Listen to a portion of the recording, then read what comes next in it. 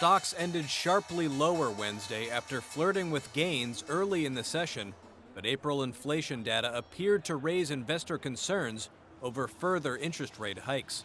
While the monthly consumer price index report suggested inflation may have peaked in April, it also showed that it's likely to stay hot enough to keep the Federal Reserve focused on cooling it down.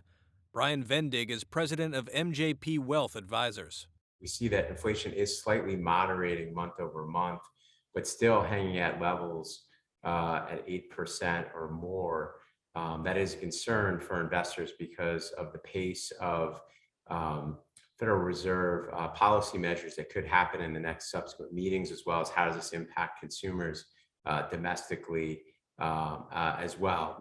The Dow ended 1% lower, the S&P 500 fell more than 1.5%, while the Nasdaq plummeted more than 3% as the prospect of rising interest rates once again hit tech and growth stocks hard.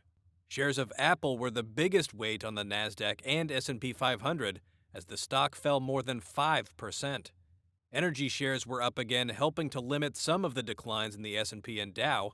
Investors are anxious to see more on inflation Thursday when the Labor Department releases U.S. Producer Price Index data.